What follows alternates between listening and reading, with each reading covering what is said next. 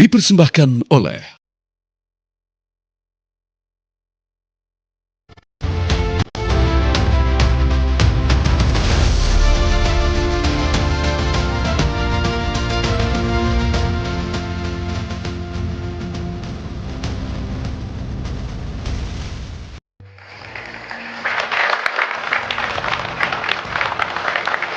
Assalamualaikum warahmatullahi wabarakatuh. Catatan demokrasi malam hari ini rasanya tidak elok kami mengangkat isu korupsi apalagi bahas soal ijazah. Malam hari ini semua mata dunia tertuju pada pembantaian, pada pembersihan etnis, pada genosida yang terjadi di Gaza, Palestina. Dan sepertinya Zionis Israel betul-betul tidak pandang bulu. Kita pakai hati nurani, kita pakai kemanusiaan, bukan soal agama. Coba teman-teman lihat apa yang dipertontonkan oleh dunia yang terjadi di Khan Younis, di jalur Gaza. Betapa sangat membabi buta, bombardir Zionis Israel ke jalur Gaza. Balita, lansia, perempuan, dokter, kami jurnalis, semua jadi korban. Jadi jangan tanyakan ke saya pribadi sebagai jurnalis. Jurnalis harus netral. Rasanya untuk kasus Gaza, posisi kami jelas berpihak kepada kemanusiaan. Tepuk tangan untuk saudara-saudara kita di Gaza, Palestina. Malam hari ini kami menghadirkan bukan hanya orang-orang yang berasal dari Indonesia saja, tapi mereka yang menetap lama mungkin, yang menjadi dokter yang bertaruh nyawa di jalur Gaza. Kami juga menghadirkan mahasiswa dari HI Paramadina. Terima kasih banyak teman-teman sudah hadir di Catatan Demokrasi. Dan juga ada dari Komunikasi Ibnu Khaldun, Jakarta. Terima kasih banyak. Saya juga mau mengucapkan terima kasih dukungannya dari BHS. Malam hari ini coraknya hijau, mirip-mirip seperti bendera Palestina. Terima kasih banyak BHS yang sudah mendukung Catatan Demokrasi. Tapi malam hari ini tenang, kita nggak ada ngundang yang pro Zionis Israel, nggak ada sama sekali, aman. Malam hari ini aman. Rasanya tidak ada lagi perdebatan, nggak ada nama-nama Monique Rickers, Permadi Arya Abu Janda, nggak ada malam hari ini di Catatan Demokrasi, aman. Saya langsung paling kiri dulu, kita perkenalkan satu persatu. Ingin mendengar suaranya karena beliau bertaruh nyawa. Saya dengar bulan Mei kemarin baru tiba di Indonesia setelah menjadi dokter di Rumah Sakit Nasr di Khan Younis di jalur Gaza Selatan. Assalamualaikum, Prof. Basuki Supartono. Boleh Prof, gunakan mic-nya Prof. Sehat Prof? Kita sambil cek audio dulu Prof. Sehat Prof? Waalaikumsalam warahmatullahi wabarakatuh. Saya Basuki Supartono. Terima kasih atas undangan dari TV One. Terima kasih banyak Prof. Nanti kita dengar cerita pengalaman langsung Prof yang berinteraksi langsung, sekali lagi yang bertaruh nyawa. Ini saya garis bawahi dan saya ulang-ulang karena hanya orang-orang Indonesia terpilih yang bisa berangkat ke Gaza di tengah keterbatasan jalur. Prof bisa menembus dan merelakan semuanya, tidak memikirkan keluarga bahkan demi kemanusiaan Prof ya. Terima kasih banyak Prof. Kami juga menghadirkan pakar hukum internasional Prof Hikmahanto Juwana. Malam Prof. Malam Mas Andro, sehat Malam ya. Prof. Ini kalau ngomongin soal Prof sok tahu soal Gaza disikat sama Prof Hikmahanto nih nanti ya. Kami juga menghadirkan pakar politik luar negeri Universitas Indonesia, Ibu Susi Sudarmana. Bu Susi sehat Bu? Terima kasih banyak. Sudah nyala Bu, aman Bu. Terima kasih sudah banyak kami kondisikan Bu. atas undangannya. Sama-sama Bu, tidak ada sabotase Bu malam hari ini, aman Bu ya. Kami juga menghadirkan Ketua Komisi Dakwah dan juga Ukhuwah Majelis Ulama Indonesia. Ada Kiai Haji Holil Nafis. Assalamualaikum Kiai Holil. Waalaikumsalam warahmatullahi wabarakatuh. Alhamdulillah. Suaranya masih nyaring ya Prof ya? Alhamdulillah. Pak Kiai, luar biasa. Dan juga di sebelah kanan saya, ini yang kami selalu minta tolong sama beliau ini, agar Bang Faisal Assegaf bisa tidak menghadirkan dalam waktu dekat ini pejuang, militan Hamas ke TV One. Jalurnya lewat Bang Faisal Assegaf. Terima kasih banyak sudah hadir di Catatan Demokrasi Bang Faisal. Assalamualaikum. Waalaikumsalam, terima kasih atas undangannya. Kami juga menghadirkan pakar militer dari Universitas Nasional Bang Slamet Ginting. Bung Slamet. Ya. Terima kasih Bang sudah hadir. Selamat malam, Assalamualaikum warahmatullahi wabarakatuh. Waalaikumsalam warahmatullahi wabarakatuh. Saya boleh langsung ke Prof. Basuki. Saya manggilnya Dr. Basuki, boleh? Boleh gunakan mic-nya juga. Kita cerita dulu ketika akhirnya bulan Mei tiba di tanah air. Pengalaman berapa lama berada di Gaza. Untuk bukan hanya berinteraksi tapi juga mengobati mereka yang jadi korban jiwa maupun korban luka. Baik, terima kasih. Selamat malam. Sebetulnya sulit juga saya mau cerita ya, karena saya sudah sering menjadi dokter perang, saya sudah sering. Sudah pernah ke Baghdad, sudah nangani Ambon, tapi ke Gaza pun saya sudah 3 kali sebelum perang. Tapi yang kali ini saya udah kehabisan kata-kata ya. Karena apa yang saya lihat itu nggak masuk di dalam logika manusia. Jadi untuk masuk ke Gaza itu sekarang hanya boleh dokter spesialis. Ya. Di luar logika manusia, Prof. Iya, maksud saya begini, dalam kondisi yang sangat sulit itu, keterbatasan, karena kan semua diblokade. Kalau selesai sampai ke sana, tenaga kesehatan sudah banyak yang wafat, ya. Rumah sakit sudah lumpuh dan sebagainya. Itu makanan nggak bisa masuk, obat nggak bisa masuk. Boleh dokter masuk, tapi yang memang sangat-sangat dibutuhkan, yaitu para spesialis. Nah itu jalurnya melalui WHO. Untuk daftar ke WHO, saya sudah daftar sekitar 6 bulan sebelumnya. Tetapi ketika sampai ke Jordan oleh WHO, seatnya penuh. Lalu saya berkomunikasi dengan dokter ahli bedah di Jordan, lalu saya dapat relation dengan Rahma Worldwide Foundation yang berpusat di Michigan di Amerika. Lalu saya daftar, alhamdulillah saya dapat seat. Saya berangkat bersama istri saya, hadir di sini Dr. Prita Kusumaningsih ahli kandungan, dengan Dr. Anestesi, Dr. Nurholis, dan juga Dr. ahli bedah mulut, Dr. Harvino di Sumatera Barat, dan Dr. Gigi Sarbini. Apa yang saya saksikan, waktu saya masuk ke perbatasan itu baik-baik saja. Artinya yang menjaga tentara Israel itu ya Rama ya. Rama. Ketika masuk? Ya, dan saya perhatikan itu yang jaga selalu perempuan. Ya, tapi ya perempuan bersenjata M16 ya. Ya saya nggak biasa berkomunikasi dengan senjata M16 ditenteng gitu di depan kita. Saya bisa masuk. Saya ahli bedah ortopedi. Saya datang ke sana tidak membawa bendera apapun. Saya seorang dokter, seorang medis. Saya datang ke sana karena panggilan dari pihak WHO juga yang mengepil para dokter internasional untuk datang. Dan juga panggilan kemanusiaan. Saya ahli bedah ortopedi tentu belajar postur ya. Struktur tubuh manusia itu bagian daripada kehidupan kami seorang ahli bedah ortopedi. Saya perhatikan para penjaga di perbatasan itu posturnya nggak sama dengan orang Palestina. Itu yang fakta yang saya lihat. Saya nggak tahu mereka dari mana. Tapi waktu saya tanya sahabat saya dokter ahli bedah dari Jerman yang asli Palestina, Dr. Ehab, ya memang mereka datang ke rumah kami di kota di Gaza tahun 48 kalau nggak salah. Lalu mereka mengusir kami. Setahu saya mereka datang dari Eropa. Ini kata sahabat saya seorang dokter ahli bedah. Saya ingin mengatakan apa yang saya temui di sana faktanya adalah mereka posturnya bukan orang Timur Tengah. Ya, itu pertama. Kemudian saya masuk, itu sangat shock karena sejauh mata memandang ya, kalau orang fisika itu kalau sejauh mata memandang itu berarti 2,3 km ya. Sejauh mata memandang itu yang ada cuma tanah saja, batu-batu, reruntuhan, kalaupun ada rumah itu bolong-bolong. Artinya nggak ada rumah yang utuh. Ini kondisi ketika sudah dibombardir, sudah hancur rata dengan tanah ya, saya semua. masuk ke Gaza itu kan ini bulan April. Tahun? Kemarin 2025. 2025. Iya, jadi sudah rata dengan tanah. Iya, sudah rata. Sudah rata dengan tanah. Kalaupun ada bangunan itu sudah lobang-lobang, tidak layaklah ditempati. Dan saya beritahu juga untuk masuk ke Gaza itu izinnya dari Israel. Jadi Israel memberikan izin kepada tim medis itu terbatas. Dan saya ingin mengatakan kalau sudah dapat approve dari Israel, itu jalur masuk dari mulai kita kan lewat Aman, lewat Palestina, Aman, lewat Israel dan lewat pintu Kisufim masuk ke Gaza. Menurut hemat saya ya, yang saya alami, kalau udah dapat approve dari mereka itu jalannya aman.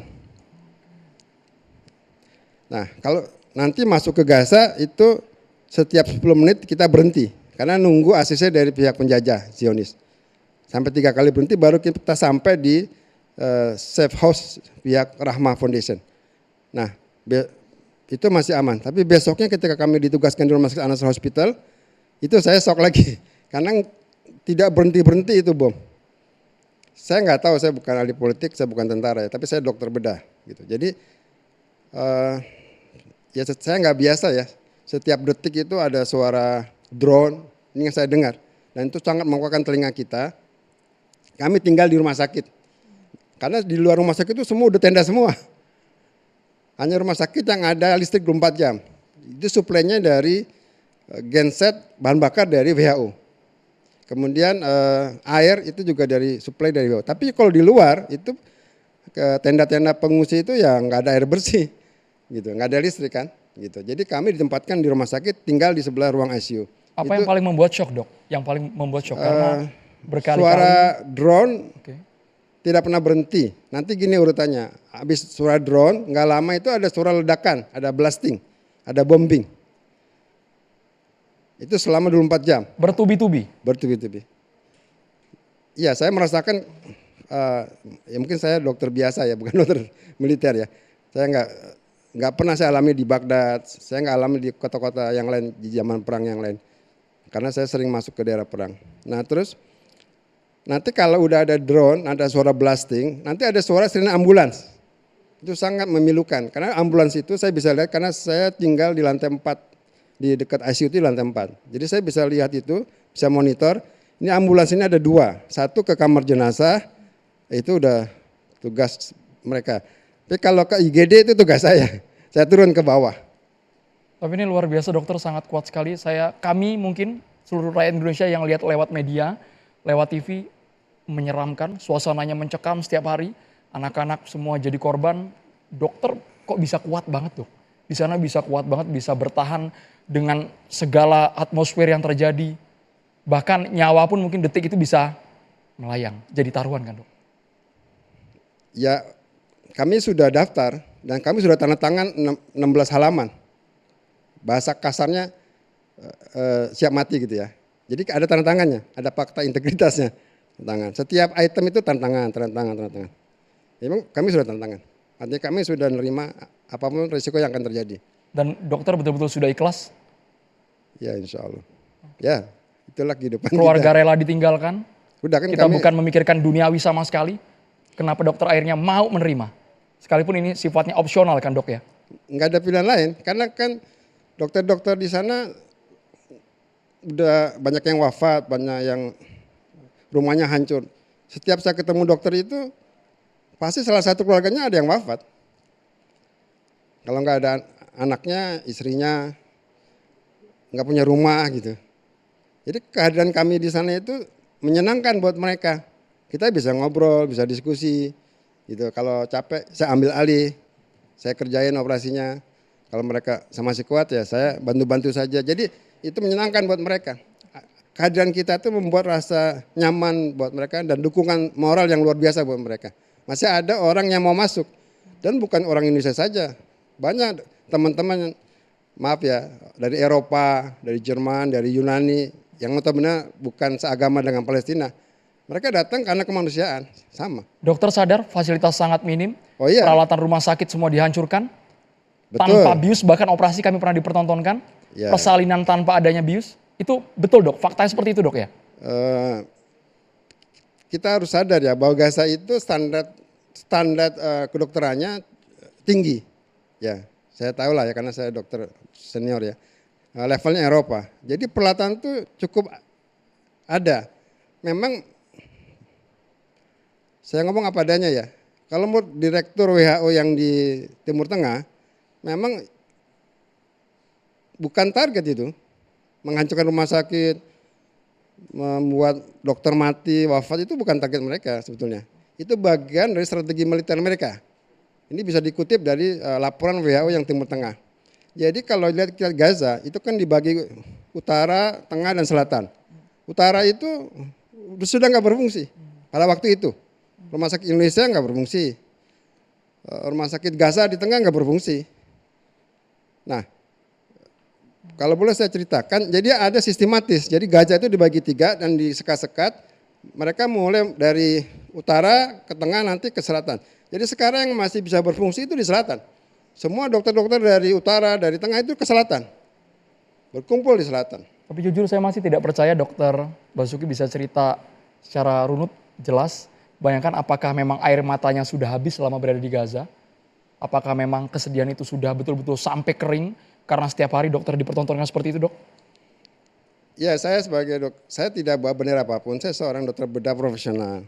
Dan saya juga berjumpa dengan teman-teman profesor dari Yunani, dari Eropa. Kita biasa diskusi, menyenangkan ya. Mereka aja datang gitu. Dari Jerman, dari Inggris, UK, dari Yunani datang. Biasa ngobrol sama kami, kita diskusi masalah medis ya, cara menangani pasien. Tapi kalau saya mau menyampaikan fakta-fakta di lapangan, saya demi Allah saya tidak pernah melihat kombatan, nggak pernah. Waktu tahun 2012 saya ke Gaza, saya masih jumpa itu. Di rumah sakit, kalau saya keluar rumah sakit, ada orang, wah saya ini begini-begini ya. Tapi kalau kami di sana kemarin, itu nggak bisa keluar dari rumah sakit. Kami mainnya cuma lantai 5, 4, 3, 2, 1, 1, 2, 3, 4, 5, ke kamar mandi, ke kamar makan, ke kamar operasi, ke ICU gitu aja. Nggak bisa keluar pagar. Karena setiap hari Israel itu mengeluarkan peta digital. Jadi kalau di sana ada peta digital, setiap puzzle-puzzle gitu, nah rumah sakit kami itu dulu hijau, sekarang merah. Saya nggak bisa cerita di sini. Tapi kalau mau lihat WA dari teman-teman saya sekarang yang masih kerja di sana itu nggak bisa lah, nggak patut kita ceritakan karena kondisinya udah nggak masuk akal. Gitu. Yang saya temukan itu anak-anak gitu, ibu-ibu, orang tua gitu. Saya jarang nemu orang muda gitu, jarang. Yang temunya anak-anak. Satu yang pertama. Yang kedua yang saya juga perhatikan, mereka itu saya dokter bedah ya. Jadi lukanya itu kecil, hampir bahkan ada juga yang nggak ada lubang masuk ya. Tapi nanti struktur tulangnya hancur total kalau kita operasi. Saya nggak tahu ya, saya bukan ahli militer nih Pak. Saya cuma memberikan faktanya seperti itu. Nah karena standar Eropa itu tinggi di Gaza itu, kita tetap bekerja, tetap menjaga standar kedokteran yang terbaik, ya, walaupun kondisinya terbatas. Dan siang malam bekerja. Kebetulan pada waktu itu nggak sedahsyat sebulan sebelumnya.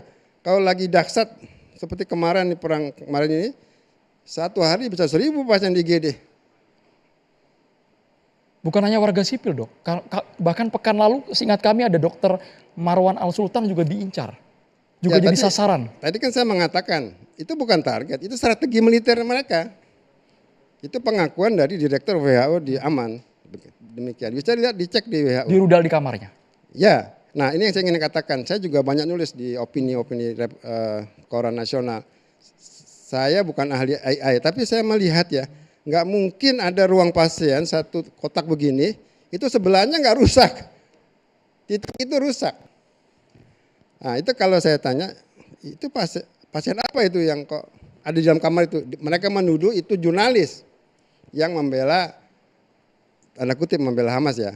Kemudian itu di rudal. Jadi itu bisa pas. Jadi sebelahnya itu nggak kena. Yang kena hanya titik itu. Sangat presisi. Ya. Nah, ada relawan dari Malaysia mengatakan ini. Jadi drone itu kata Real Malaysia ada 3. Karena dia pernah melihat drone itu masuk ke kamarnya. Jadi tidur di kamar rumah sakit itu drone itu masuk. Mungkin dilihat ini orang Malaysia ya. Jadi di drone itu pergi lagi. Jadi drone itu ada 3 jenis. Satu drone observer, ada drone untuk mutu-mutu itu.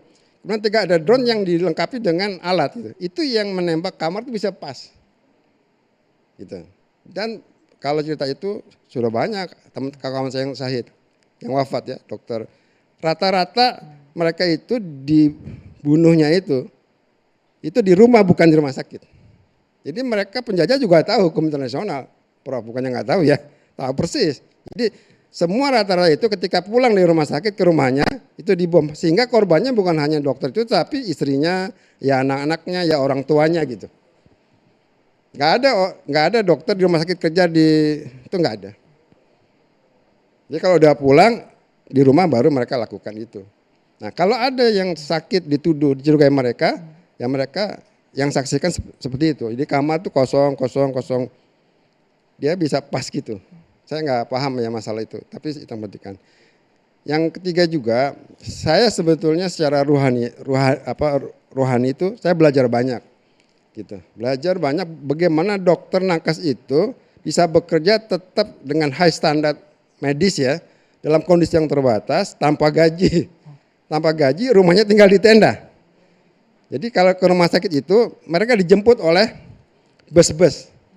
Mereka tinggal di tenda dijemput ke rumah sakit. Kenapa dijemput oleh bus? Itu karena approval dari pihak penjajah. Jadi nggak mungkin orang tuh lalu lalang. Jadi sekarang ini kondisinya di titik aja gitu. Kalau mau berubah itu mesti izin penjajah. Kalau diizinkan boleh orang bergerak. Nah jadi si dokter tenaga kesehatan itu di tenda-tenda, nanti dijemput oleh pihak rumah sakit dengan bus. Tentu si pihak rumah sakit sudah approve ke penjajah kan. Kalau udah ACC dijemputin tiap hari gitu. Begitu aja kerjanya. Kita nggak bisa ke pasar, nggak bisa jalan-jalan. Ya jadi titiknya udah fix. Itu dalam kontrol pihak mereka itu. Tapi luar biasa nih di tengah keterbatasan Dr. Basuki betul-betul tidak menyurutkan semangatnya. Sekali lagi saya garis bawahi orientasinya bukan uang, bukan gaji, tapi rasa kemanusiaan. Yang kami kaget ketika dokter cerita seperti ini, Pak Slamet Ginting tadi sempat sampai menangis, mengucurkan air mata. Alasannya apa? Padahal mungkin Pak Slamet Ginting belum pernah sama sekali ke Rumah Sakit Nasr di Han Yunis, Pak Slamet Ginting ya. Sesaat lagi pemirsa di Catatan Demokrasi kami kembali. Tadi ketika iklan Dr. Basuki mengatakan ada dokter lainnya dari mancanegara yang mengatakan buat apa kami operasi kalau langsung dibom oleh Zionis Israel? Buat apa kami melakukan tindakan medis kalau langsung dimatikan oleh mereka? Pak Slamet Ginting, apa yang membuat Anda begitu luluh sampai meneteskan air mata ketika Dr. Basuki menceritakan kondisi di sana? Ya ini memang soal kemanusiaan ya. Dalam liputan-liputan misalnya di daerah-daerah operasi militer misalnya di Indonesia, saya pun mengedepankan jurnalisme damai karena tidak sanggup juga melihat konflik yang berkepanjangan. Nah, saya termasuk orang yang pesimistis dengan gencatan senjata ini. Apalagi kalau melihat Israel itu selalu melanggar gencatan senjata. Setidaknya ada 5 hal yang saya catat. Pertama, motif politik dari Benyamin Netanyahu. Pertama, dia tentu saja memiliki kepentingan politik untuk mempertahankan kekuasaannya dan melanjutkan genosida. Ini yang membuat hati kita hancur lebur begitu ya.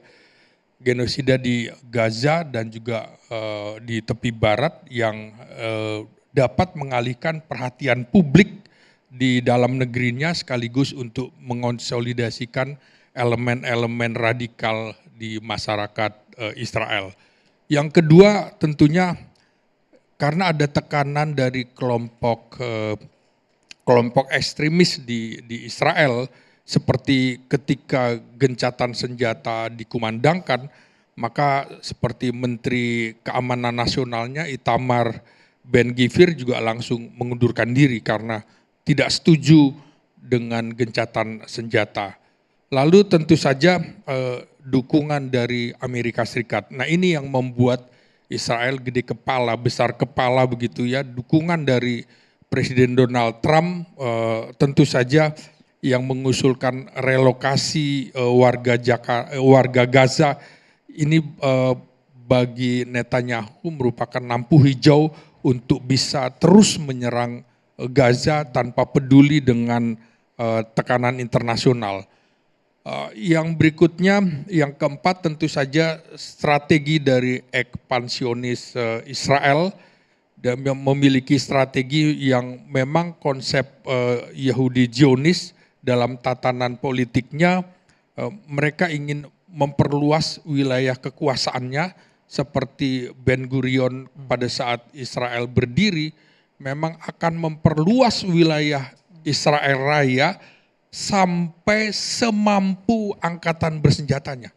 Nah, jadi yang kelima tentu saja kegagalan masyarakat internasional yang tidak bisa mengambil tindakan konkret terhadap sanksi-sanksi yang dilakukan atau terhadap Israel. Ini tidak diabaikan, maksudnya diabaikan oleh Israel karena dia merasa bahwa dukungan Amerika, dukungan Inggris, dukungan Prancis di negara-negara Eropa yang merasa bahwa seperti politik luar negerinya Amerika, dia harus mengamankan Israel. Mengamankan Israel sama juga dengan mengamankan Amerika. Ini yang membuat saya pesimistis dengan gencatan senjata, karena itu dia akan terus dalam waktu yang hari ini malam ini kita diskusi, mungkin 2 jam 3 jam lagi akan ada penembakan senjata ke arah Gaza, kemudian juga kemungkinan akan ada serangan udara juga mengirimkan pasukan ke wilayah Gaza. Jadi saya pesimistis betul dengan gencatan senjata ini karena tabiat dari Netanyahu memang seperti itu. Prof. Hikmahanto, apakah sanksi? Karena seingat kami saat ini fasenya baru sebatas perundingan pun sudah buntu antara Hamas dan juga Israel di Qatar. Ya, tapi sebelum itu ya Mas Andrew ya, kan ini kita mempertanyakan nih temanya, akankah Palestina dihapuskan dari peta dunia? Pertanyaannya adalah peta dunia versi mana? Kalau peta dunia versi Israel, nggak ada itu Palestina. Sejak lama sudah nggak ada. Ya. Tapi kalau peta dunia versi Iran, the state of Israel itu nggak ada. Betul kan? Terutama, tapi ini kita harus lihat juga pemerintahannya siapa. Karena kalau di pemerintahan Iran, pada masa Syah Iran masih ada. Tapi ketika berganti menjadi Ali Khamenei, itu tidak ada sampai hari ini. Tidak disebut di dalam peta mereka, peta dunia, State of Israel. Nah, di berbagai negara, peta dunia, kalau yang mendukung Palestina, termasuk Indonesia, ada the State of Palestine. Karena kita mengakui Palestina sudah sebagai negara. Tapi kalau mendukung Israel, ya pasti tidak, the State of Israel. Dan kita ingat, pada waktu kita dijajah oleh Belanda, kan nggak ada nama Indonesia. Adanya Dutch Indies, Hindia Belanda. Nah, kemudian ada pertanyaan, apa yang membedakan antara Iran di bawah Ali Khamenei dengan pada saat ini Netanyahu? Bedanya adalah kalau kita bicara hilangnya katakanlah Palestina oleh Netanyahu, berarti tidak boleh ada rakyat Palestina.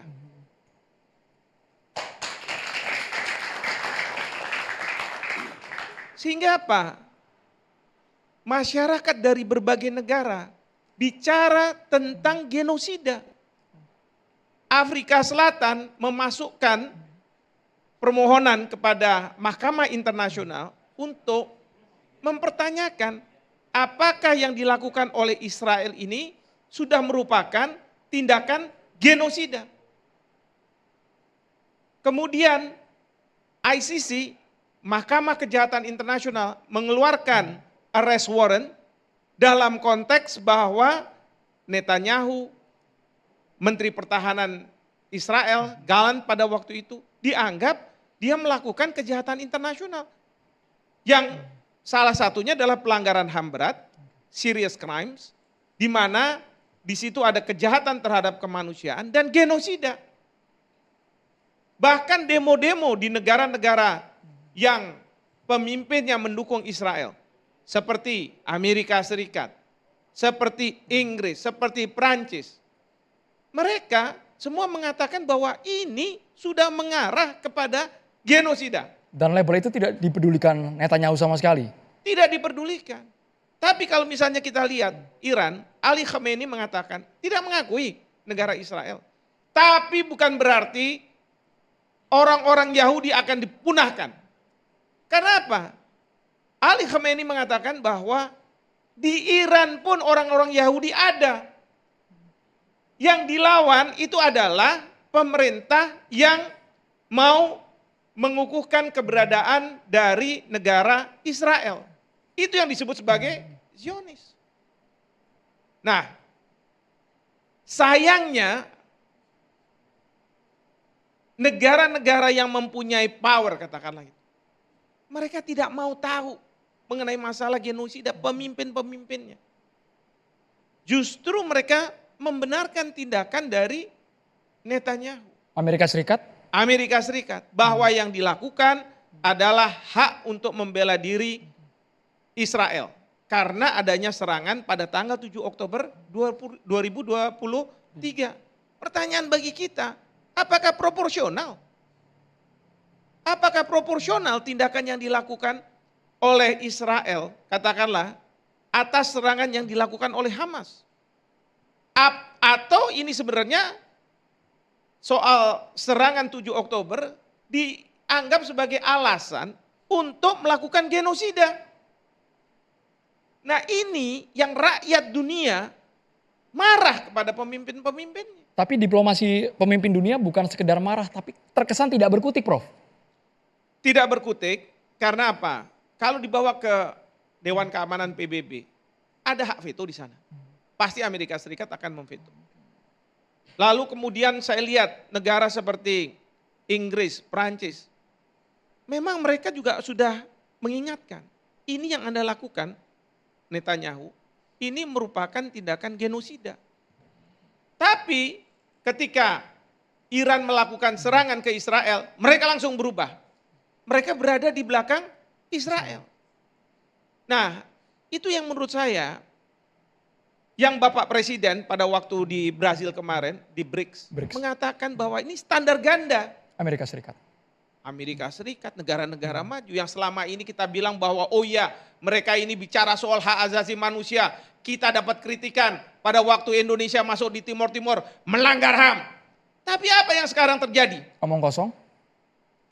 Double standard. Omong kosong. Kita dulu dikatakan bahwa kita melanggar HAM, sekarang mereka melakukan tindakan-tindakan bahkan yang melebihi apa yang kita lakukan, dan itu mereka membenarkan. Ya, cari justifikasi. Bahkan kalau kita lihat tadi bagaimana Perdana Menteri Netanyahu mengatakan, kami nominasikan Anda untuk mendapatkan Nobel Prize. Gimana ceritanya seperti itu? Rakyat dunia terus terang semua bicara. Tapi pertanyaannya adalah apa yang bisa dilakukan?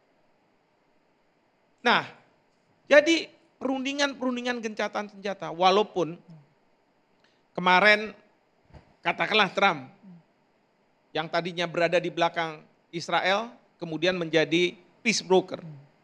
Dia membuat gencatan senjata untuk Iran dan Israel. Boleh dibilang katakanlah berhasil karena tidak ada lagi serangan. Tapi kemudian Israel sekarang konsentrasi lagi menghajar Gaza. Dan kalau mohon maaf, Prof tadi menyatakan bahwa ini kan korbannya anak-anak, perempuan. Mereka tidak pandang bulu, jurnalis, kemudian para dokter bahkan. Karena apa? Bagi pemerintahan Netanyahu, ini perlu dihabisi semua. Anak suatu hari nanti bisa menjadi pejuang Hamas, melawan Israel. Ibu-ibu suatu hari nanti bisa melahirkan anak-anak yang akan menjadi pejuang Hamas. Itu semua dihabisi. Ini namanya genosida. Jurnalis, kenapa dihabisi? Karena pasti mereka memberitakan perspektif dari rakyat Palestina yang tertindas oleh orang-orang dari Israel, tentara-tentara Israel. Pasti dihabisi. Tapi kalau misalnya wartawan itu memberitakan posisi, perspektif dari Israel, pasti dibiarkan. Demikian juga para dokter. Para dokter ini, Prof sudah kembali ke Indonesia menceritakan, saya melihat di YouTube ada dokter-dokter dari Inggris kembali menceritakan, dari Jerman menceritakan kekejaman yang dilakukan. Ya kan? Dan mereka tidak suka pihak Israel. Maka jangan heran kalau mereka-mereka ini dalam konteks strategi militer harus diselesaikan. Jadi ini sesuatu yang sangat luar biasa. Bahkan Netanyahu kalau kita tadi lihat cuplikan mengatakan bahwa Gaza itu adalah penjara terbuka. Penjara yang kalau penjara kan pasti orang mau lari kan. Mau keluar dari penjara itu. Ini open prison. Yang kalau kamu mau lari silahkan. Mau ke Mesir, mau ke Yordania. Karena apa? Gaza harus kosong dari orang-orang Palestina. Dan kemudian dimukimi oleh mereka-mereka yang oleh pemerintahan Israel sekarang adalah orang-orang Yahudi dari berbagai dunia datang. Maka kita lihat juga tadi, ya, kamu boleh dari mana, dari sini dan lain sebagainya. But one thing that you need to learn, katanya. Kamu belajar apa? That this is your land. Ini tanahmu. Jadi bagi Israel, Palestina yang di petanya itu tidak dikenal, sudah hapus, katakanlah begitu. Sekarang yang mau dilakukan adalah menghapus rakyat Palestina. Artinya apakah makin besar gencatan senjata selama 60 hari antara Hamas dan Israel adalah sebuah kata mustahil? Sesaat lagi kita bahas di Catatan Demokrasi, pemirsa.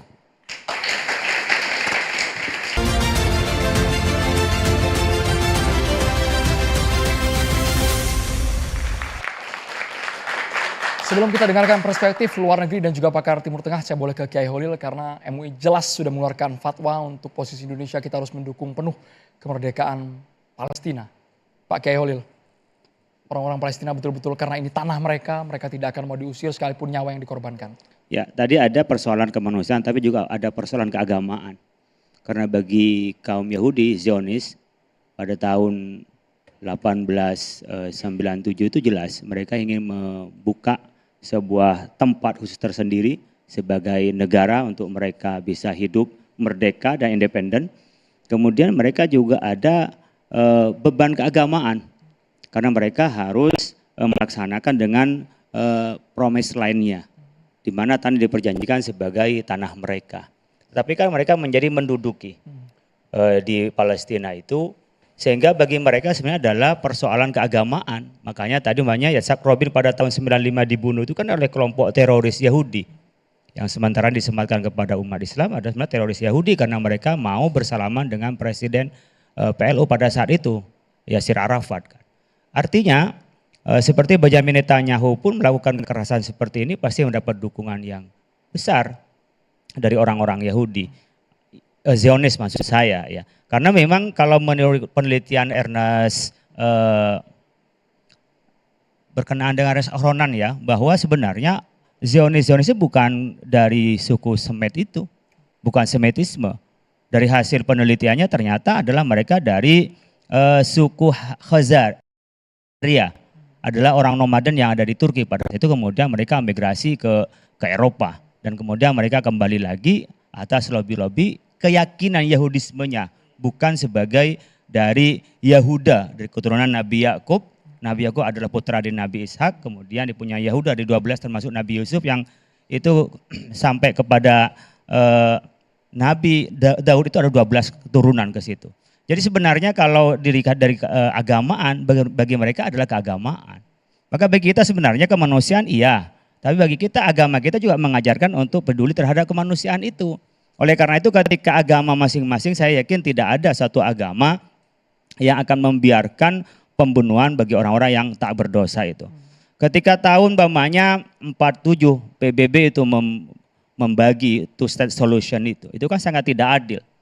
Orang Palestina yang punya 80% dari tanah di situ dengan orang Yahudi yang pendatang baru membeli tanah besar-besar hanya 7%, tapi dibagi menjadi mereka yang 56%, kemudian orang-orang Palestina yang 43%. Jadi sebenarnya pembagian two state solution pada saat itu bukan tidak mau dua negara, tapi pembagian yang tidak adil dari PBB pada saat itu.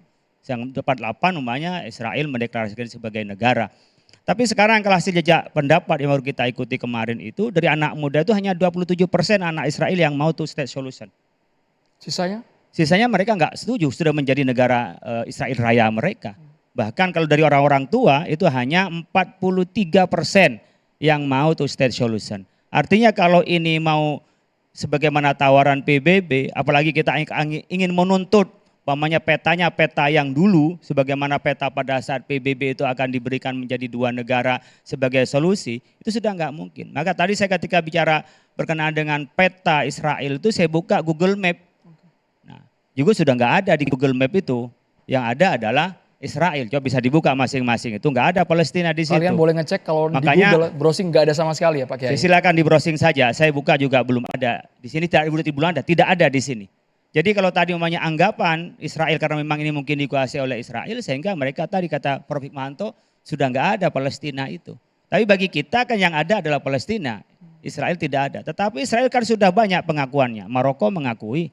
Umpamanya seperti halnya di Mesir sudah mengakui, Yordania juga sudah mengakui. Bahkan mungkin Yordania awal-awal itu mengakui, Mesir juga mengakui. Sehingga sebagai negara itu adalah mempunyai kekuatan lebih kuat. Meskipun pada saat deklarasi saat itu tidak punya di mana batas teritori.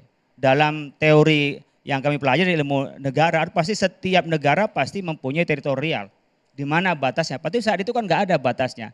Dan mereka memang punya imajinasi seperti negara Syam dalam istilah Islam itu, Yordania, Israel, lalu Lebanon adalah bagian dari keseluruhannya dan bisa juga sampai ke Mesir. Dan dulu Yerusalem Timur itu punya Yordania. Gaza sempat pernah lepas, Sinai juga pernah lepas lalu kembali lagi ke Mesir rumahnya di Sinai itu. Oleh karena itu bagi kami di Majelis Ulama ini adalah pertama tentu adalah dorongan keagamaan. Agama kami mengajarkan bahwa kita harus melihat dan harus memperhatikan dan mendukung dan membantu terhadap orang yang mustad'afin atau negara yang mustad'afin. Dan kita sudah dari dulu mulai zaman Kiai Hasyim Asy'ari, mulai dulu negara berdiri ini menganggap bahwa Israel adalah penjajahan terhadap Palestina. Bukan penyerangan, bukan, tapi penjajahan. Apalagi dengan posisi terakhirnya adalah genosida yang dilakukan oleh Israel kepada rakyat Palestina. Jadi bukan hanya mencaplok negaranya, penguasaan. Kalau tadi umpamanya masuk Gaza harus seizin Israel. Sekarang juga sama. Kalau kita mau ke Aqsa juga pasti adalah visanya lewat Israel. Meskipun di sini ada kedutaannya, nggak lewat kedutaan Palestina yang ada di Indonesia, tidak. Tapi yang luar biasa Pak Kiai, meskipun menghanguskan Gaza, penduduk Gaza tidak pernah habis. Ya. Tidak pernah lenyap sedikit pun. Tidak lenyap, tapi pertumbuhan penduduk yang terakhir itu tetap hampir berkurang drastis. Turun drastis. Jadi kalau satu mungkin hanya melahirkan satu atau dua di Palestina, tapi di Israel sudah satu anak perempuan dalam melahirkan 7 loh. Di populasi lebih cepat mereka. Dan mereka mau membangun pemukiman di tepi barat itu. Maka kalau tadi kita sampaikan, kalau dulu kita ditekan dengan kata-kata HAM, sebenarnya bukan HAM, hamburger aja sebenarnya.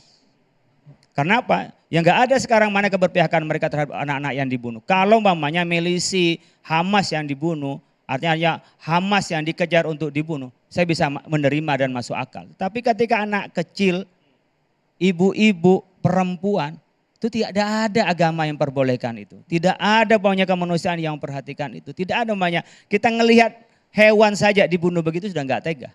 Apalagi kita melihat orang yang dibunuh tanpa alasan seperti itu. Dan apalagi tenaga-tenaga yang ingin mengobati dokter. Dan memang caranya mereka mulai dulu ketika mereka eksodus dari Jerman yang kena Nazi. Maka saya berpikir gimana cara menyelesaikan ini. Kita umpamanya di MUI, oke, boikot. Memang ada pengaruhnya. Tapi serangannya kan gak berhenti. Pengaruh dalam ekonomi ya, tapi tidak sampai berpengaruh menghentikan terhadap serangannya. Tidak. Makanya mungkin seperti kemarin yang paling telak adalah ketika melihat Iran bisa bombardir.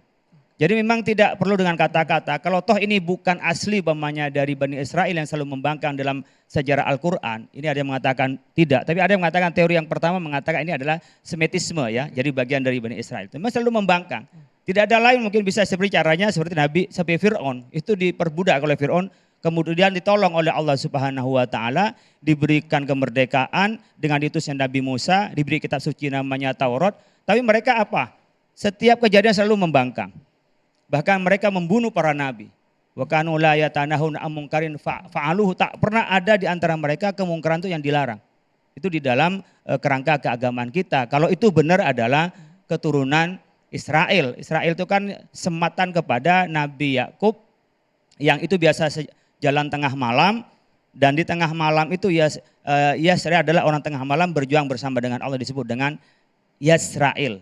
Israel itu bahasanya dari Nabi Yakub. Sebenarnya Nabi Yakub adalah putra dari Nabi Ismail yang soleh dan sabar sebenarnya. Dari punya anak 12 kemudian itu adalah menjadi suku dari Bani Israel itu. Ini dari perspektif agama, tapi berulang kali Israel selalu menarasikan bahwa Bu Susi bisa menjawab, kami hanya menyerang Hamas sekalipun Hamas berlindung kepada warga sipil, Bu Susi. Itu narasi yang Ya, berulang kali diutarakan oleh Netanyahu. Oke, saya agak beda ya. Saya mengutip, saya mesti baca ini karena enggak saya lupa semua Silakan, Bu. katanya. René Girard, dia seorang filosofer Perancis ya. Dia pernah menulis tentang violence and the sacred. Jadi percaya bahwa asal-usul agama kuno, pengorbanan ritual sebagai pengulangan peristiwa asli, mitos sebagai catatan peristiwa ini tentang tabu yang melarang akses ke semua objek pada asal mula persaingan yang merosot menjadi krisis ini memang tampaknya sungguh traumatik. Mike yang boleh Jadi lebih dekat, Ibu Susi. Hamas dengan Israel mirip dalam pengabdiannya kepada agama kuno ini. Jadi violence itu suci. Dua-duanya. Jadi kalau kita ingat Afghanistan dengan Pakistan, Afghanistan disuplai oleh intelligence Pakistan untuk mencegah India jangan sampai ikut campur. Oke.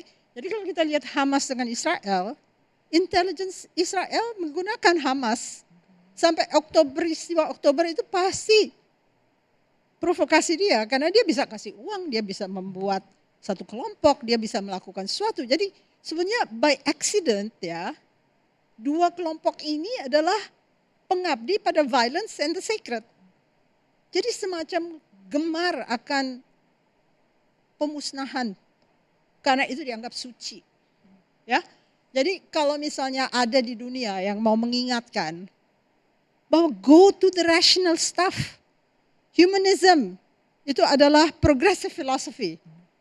Jadi kita bisa catatan di sini juga di Indonesia karena kita harus sampai pada kondisi humanisme yang acceptable, progresif, tanpa theism dan other supernatural beliefs karena itu yang menjadikan violence and the sacred, okay? Affirms our ability and responsibility to lead ethical lives. Nah ini nggak masuk dalam indoktrinasi kemanusiaan di antara Hamas dan Israel. Mereka Jadi berdua punya dua-duanya pola yang sama. Pengacu kepada agama kuno yang percaya bahwa kejahatan atau violence is sacred. Ini tulisan René Girard ya. Jadi di sini memang berlaku the strong will do what they can, the weak suffer what they must. Tapi dalam hal ini ada elemen theismnya. Jadi kalau kita sebagai humanis yang ingin membangun negeri ini, membangun bangsa dan membangun negara, kita baliklah pada progressive philosophy. Karena itu yang akan memenuhi kebutuhan kita akan the greater good of humanity. Kalau enggak semua tertarik pada base yang disebut oleh René Girard ini. Kehidupan etis itu utama. Kita kehilangan kehidupan etis di Indonesia saat ini. Sama aja di Israel maupun Hamas. Jadi mereka akan bertempur habis-habisan menurut Ibu Susi. Sampai Kalau siapa mereka yang masih paling banyak tidak menjadi mengambil korban. progressive humanism, jelas. Jelas karena itu violence is sacred. Jadi dia harus membunuh karena mereka merasa suci melakukan hal tersebut ya. Gencatan senjata 60 hari Bu, itu akan batal Bu? Kalau mereka masih primitif seperti ini nggak mengambil progressive humanism seperti dikatakan oleh René Girard, saya hanya mengutip ya.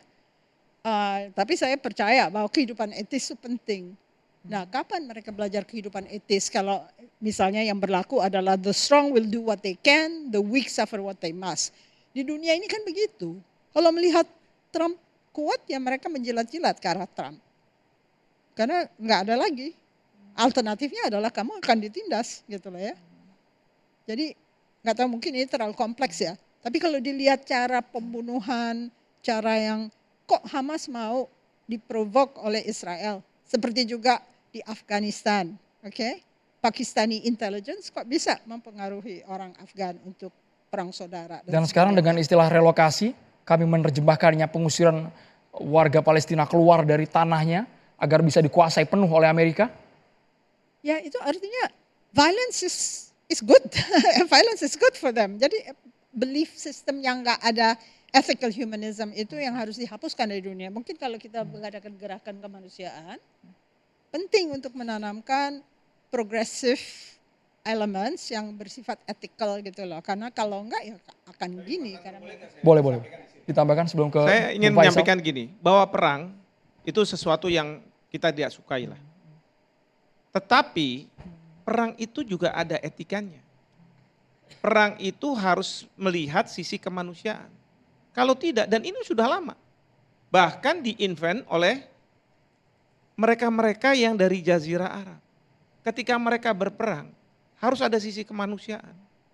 Saya lupa ya, Abu Bakar misalnya, ketika dia melihat musuh, ya sudah tinggal dipancung aja, tapi dia tidak lakukan itu. Itu yang menjadi fondasi bagi namanya International Humanitarian Law, hukum humaniter. Pejuang-pejuang kita pada waktu mereka ingin membebaskan negara ini, mereka harus berjuang dengan apa? Dengan violence. Pasti, karena yang dihadapi juga violence. Maka pada waktu kita berjuang, ada yang mengatakan ada diplomasi, ada violence.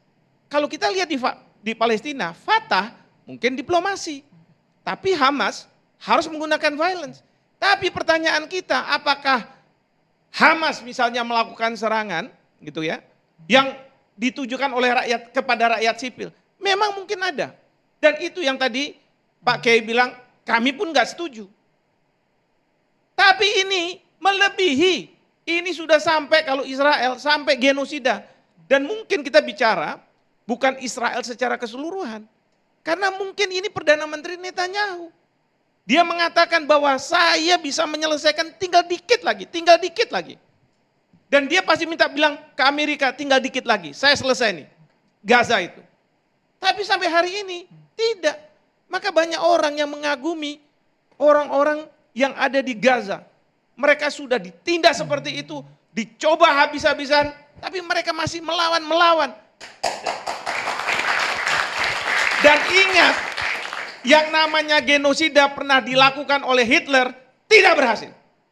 Sekarang pertanyaan kita, apakah yang akan dilakukan oleh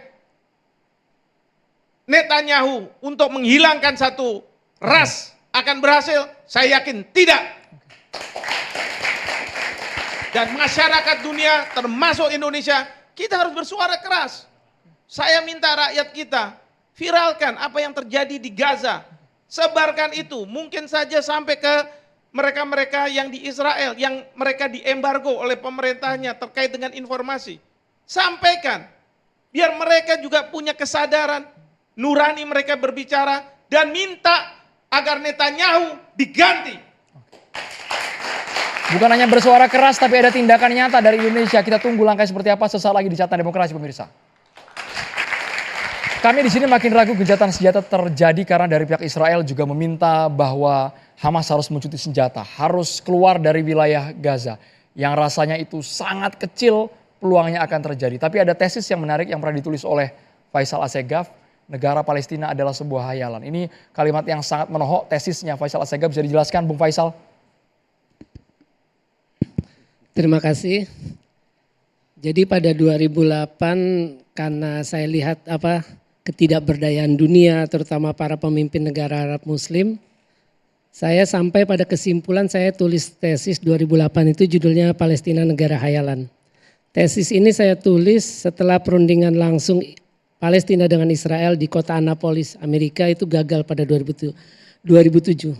Dan saya masih percaya sampai sekarang ya Palestina itu adalah sebuah negara hayalan. Karena ada faktor internal baik di pihak Palestina maupun Israel serta faktor eksternal. Ini realitas yang saya sampaikan ini adalah realitas di lapangan yang memang tidak akan mendukung terwujudnya negara Palestina. Nah, faktor internal di Palestina itu adalah pertama, ada kelompok di Palestina yang memang tidak akan pernah mau mengakui eksistensi Israel. Ya termasuk ya sekarang itu Hamas, Jihad Islam, dua faksi terbesar di Palestina yang basisnya di Gaza. Sebaliknya di Israel juga ada kelompok-kelompok yang memang tidak akan pernah mau mengakui adanya eksistensi Palestina. Kita tahu kelompok-kelompok seperti kayak Itamar Ben Gvir, Menteri Keamanan Nasional, terus juga ada Menteri Keuangan Bezalel Smotrich. Dan jangan lupa tidak ada satupun partai politik di Israel ataupun pemerintahan Israel sejak negara itu dibentuk pada 14 Mei 1948 yang punya platform mendukung negara Palestina. Itu faktor internalnya. Terus faktor internal kedua adalah tidak adanya persatuan di antara Palestina. Terakhir itu ada deklarasi persatuan di Beijing Maret 2 tahun lalu. Itu ada 14 faksi termasuk Hamas dengan Hamas dengan Fatah. Tapi itu sekedar di atas kertas. Karena kita tahu Hamas ideologinya adalah ideologi yang melawan Israel dengan perlawanan bersenjata. Sedangkan kalau bagi saya Fatah itu ya berkolaborasi, berkompromi, bahkan bisa disebut sebagai kepanjang tangan penjajahan Israel terhadap wilayah Palestina. Nah, dari perang Gaza ini saja itu kelihatan bahwa dukungan terhadap Hamas tetap kuat. Tidak adanya persatuan inilah yang memang diinginkan oleh Israel sebagai penjajah, karena kita tahu politik pecah belah.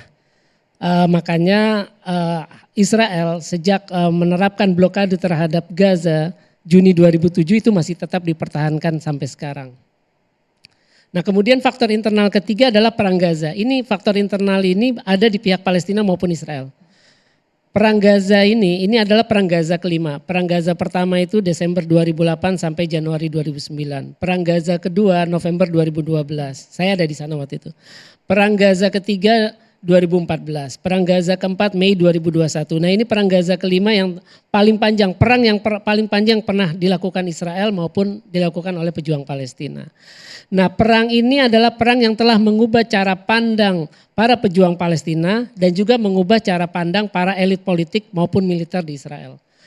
Bagi Hamas, bagi Jihad Islam atau pejuang Palestina, dengan keberhasilan serangan 7 Oktober 2023, mereka berhasil menembus Israel yang katanya kuat secara intelijen maupun militer. Itu kan sebuah kemenangan besar. Artinya sejak serangan 7 Oktober 2023 itu adalah sebuah kemenangan bagi Hamas dari awal. Hamas dengan Jihad Islam dan milisi lainnya. Nah, dengan keberhasilan itu, cara pandang Hamas dengan Jihad Islam akan berubah melihat Israel. Ternyata Israel lemah ya, gampang untuk dibobol.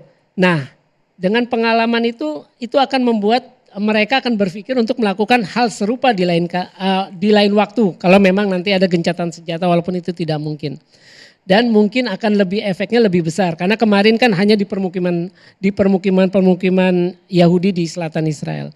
Sama dengan cara pandang elit politik dan militer Israel. Mereka juga berubah dengan serangan 7 Oktober.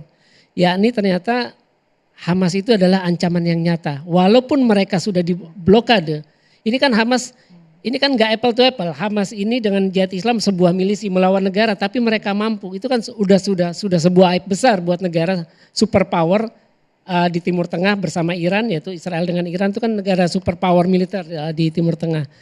Nah, makanya saya rasa Netanyahu akan terus melanjutkan perang ini karena dia sudah melihat, oh ternyata selama masih ada Hamas di Gaza, selama masih ada Jihad Islam di Gaza, selama masih ada milisi di Gaza, eksistensi Israel akan terus terancam. Nah, inilah yang akan membuat faktor internal yang ujungnya nanti tidak akan pernah ada negara Palestina. Sekuat jadi perlawanan itu kan milisi Hamas menurut Bung Faisal? Kenapa? Sekuat itu kan milisi Hamas saat ini yang mungkin kita tidak pernah tahu jumlahnya berapa, alutsistanya seperti apa?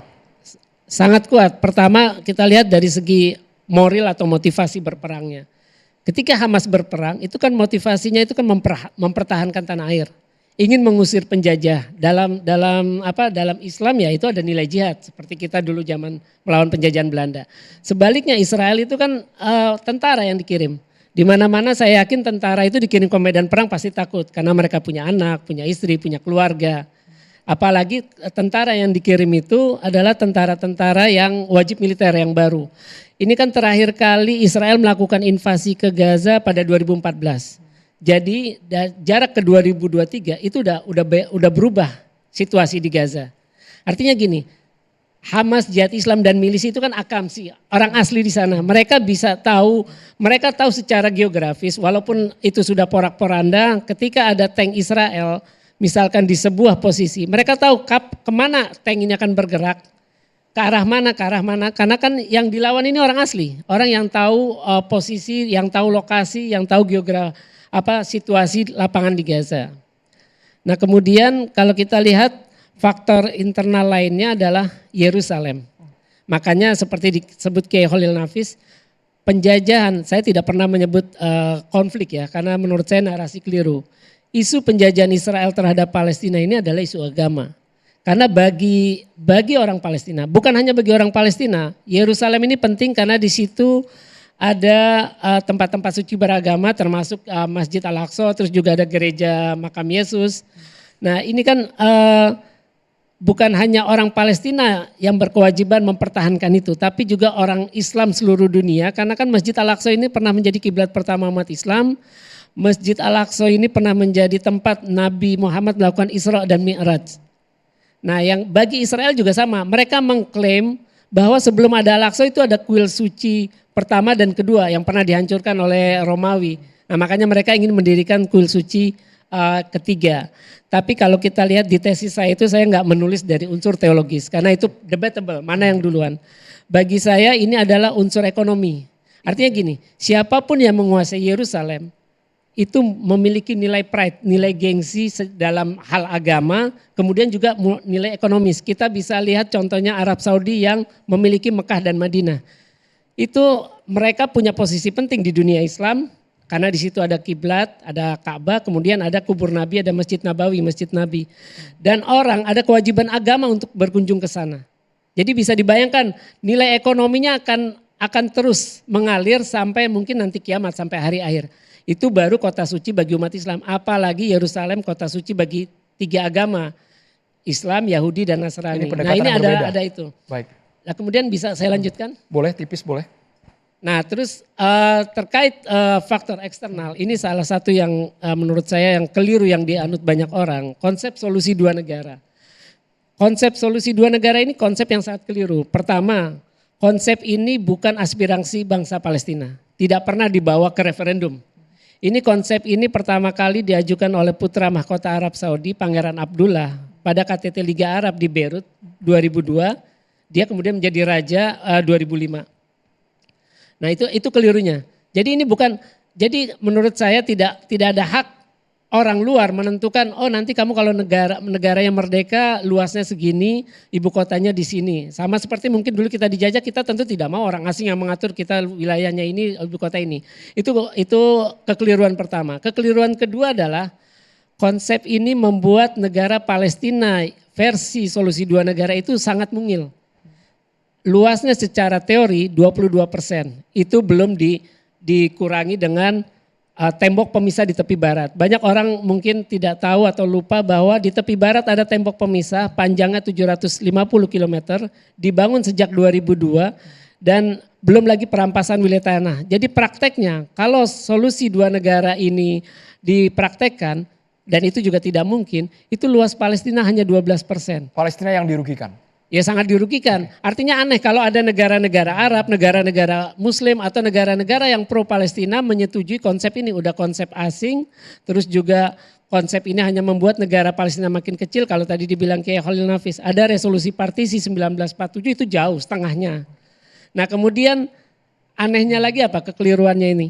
Ketika negara-negara, pemerintahan negara-negara yang pro Palestina masih bekerja sama dengan otoritas Palestina. Otoritas Palestina ini dalam survei terakhir selama perang Gaza, itu survei saya lupa nama lembaganya, itu lembaga jajak pendapat Palestina, survei dilakukan di Gaza dan tepi barat, itu 80% rakyat Palestina sudah tidak suka lagi Abbas. Abbas harus mundur, karena Abbas ini dikenal otoriter, kemudian rezimnya korup, dan ya itu tadi sudah tidak, jadi aneh ketika kita mengupayakan solusi 2 negara dengan pemerintahan otoritas Palestina yang tidak disukai rakyatnya itu kan tidak mungkin berhasil.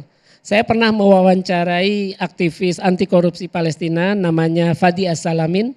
Dia tinggal di Amerika Serikat. Dia teman dari Nizar Banat yang dibunuh oleh pasukannya otoritas Palestina karena mengungkap korupsinya Abbas. Dia sampai bilang begini, Abbas itu adalah pemimpin Palestina terkorup sepanjang sejarah. Itu yang disebut oleh Fadi As-Salamin.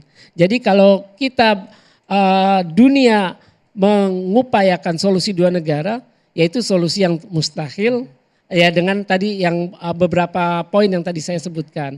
Belum lagi faktor eksternal perjanjian Ibrahim. Ya di mana proyek Trump di periode pertama yang berhasil menggait di sana ada UEA, Uni Emirat Arab, Bahrain, Maroko, sebelumnya juga ada Chad 2019. Nah, kalau misalkan semakin banyak negara muslim itu berpihak atau menjalin hubungan resmi dengan Israel, walaupun banyak yang menjalin hubungan gelap, itu artinya sebuah kemenangan diplomasi. Buat saya itu adalah sebuah pengkhianatan terhadap bangsa Palestina yang masih dijajah. Kalau alasannya bahwa dengan berhubungan ini kan pernah ada narasi di Indonesia termasuk kalau mau mendamaikan kedua negara, walaupun narasi damai menurut saya bukan narasi yang benar. Israel Karena harus melawan mengakui penjajahan. kemerdekaan Palestina Iya, terlebih bahwa dahulu. itu bisa membantu. Buktinya Turki negara muslim pertama sejak 1949 menjalin hubungan diplomatik dengan Israel sampai sekarang nggak bisa merdekakan Palestina. Belum lagi faktor eksternal dukungan bias Amerika. Belum panggung politik yang representasi Dewan Keamanan PBB di PBB itu ada hak veto yang bisa digunakan oleh negara pemilik hak veto atau negara yang didukung oleh pemilik hak veto untuk melanggar hukum internasional, melanggar hak asasi manusia seperti yang sekarang. Nah, Itu dasar-dasar Anda sampai menulis Palestina negara hayalan. nah iya, sampai akhirnya saya sampai kesimpulan begini, faktor eksternal lainnya ini satu lagi, ada masalah-masalah global yang mengancam peradaban manusia. Kita tahu kita menghadapi krisis iklim, di mana suhu bumi meningkat, terus permukaan air laut naik, banyak pulau-pulau terancam. Kemudian juga kita pernah mengalami pandemi COVID. Itu aja sudah membuat mengacaukan kondisi politik, sosial, ekonomi dunia. Belum lagi perlombaan senjata konvensional dan senjata nuklir. Nah, kesimpulan saya ya akhirnya nanti karena kita ini kan terlalu jauh berbicara tentang kemerdekaan Palestina. Bagaimana mungkin kita berbicara tentang kemerdekaan Palestina yang di depan mata sendiri kita nggak bisa hentikan genosida. Sesaat lagi kita bahas, Bung Faisal. Ditahan, hanya di Catatan Demokrasi pemirsa.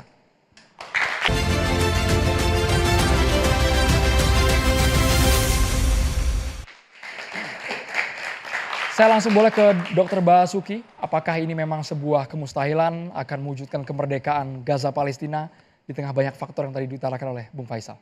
Baik, terima kasih. Saya bukan reporter, saya bukan pembawa laporan. Saya memberikan kesaksian saya. Saya dokter bedah ortopedi, bisa menyambung tulang-tulang manusia yang patah. Tapi dengan kehadiran saya di sana, saya bisa menyambung harapan-harapan mereka yang patah. Saya yakin betul Palestina tidak akan hilang dari bumi ini, insya Allah.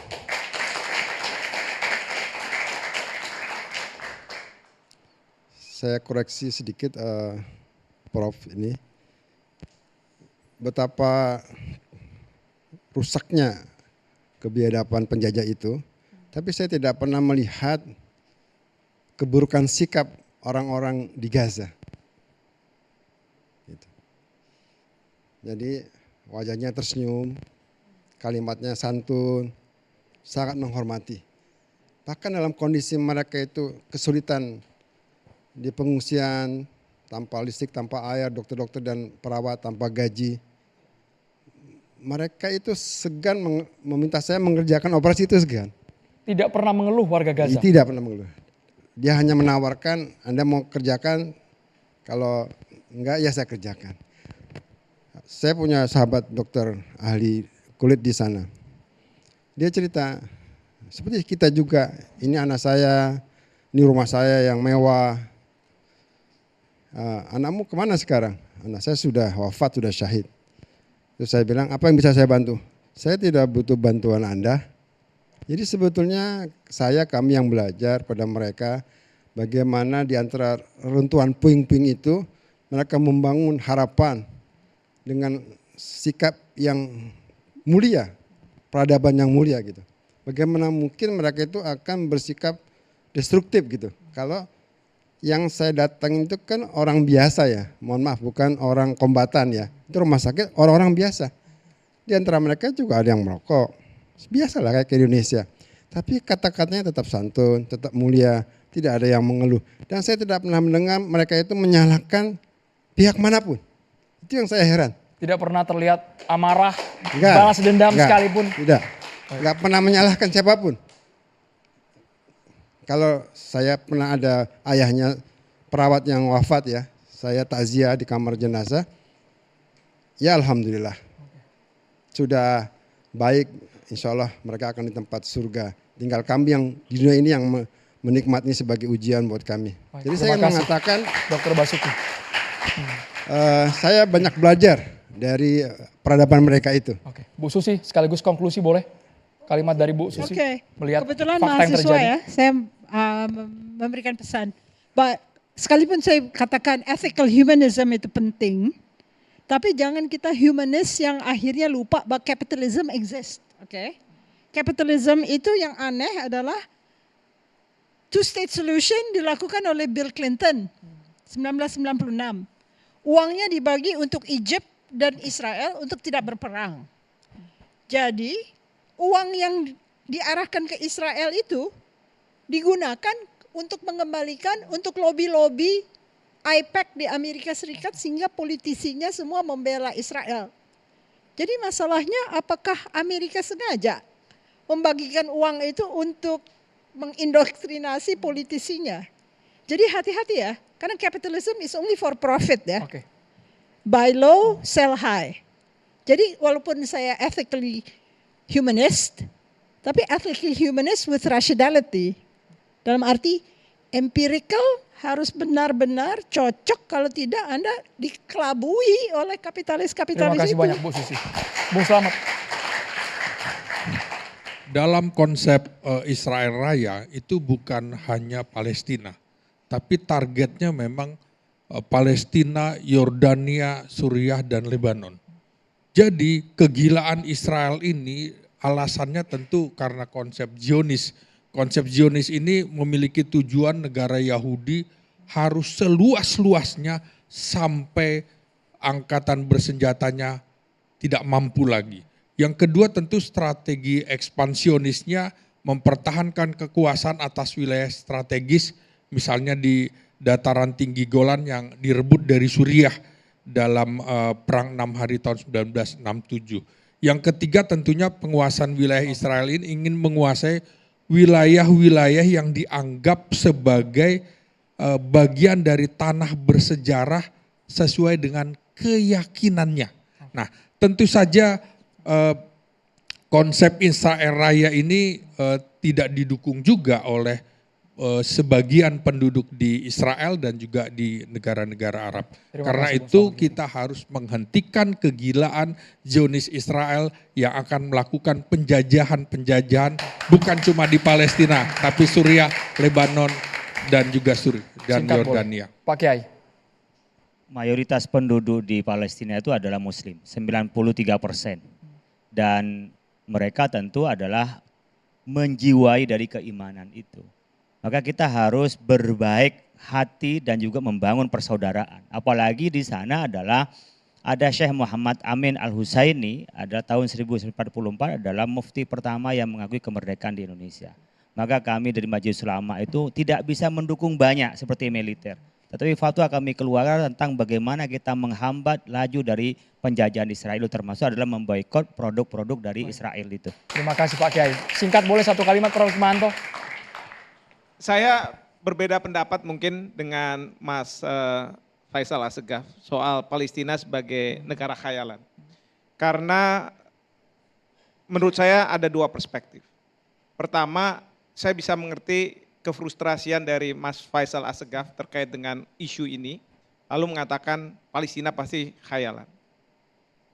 Tetapi kalau saya, karena saya patuh pada Undang-Undang Dasar, dalam pembukaan Undang-Undang Dasar jelas dikatakan bahwa yang namanya penjajahan harus dihapuskan dari muka bumi ini.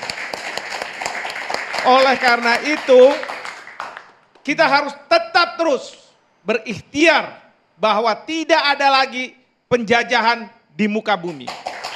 Saya, Mas Andro, ingat ada politisi yang kalau melihat masalah, mohon maaf, prostitusi. Dulu ada, sekarang ada, akan datang ada. Satu mengatakan, ya sudah kita legalkan.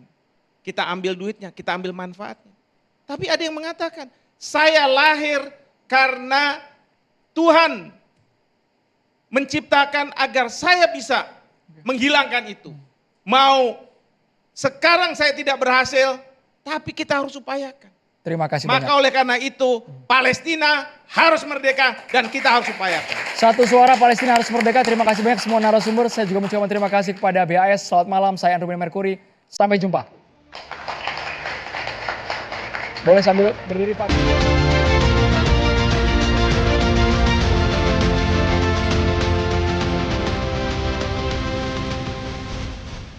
Dipersembahkan oleh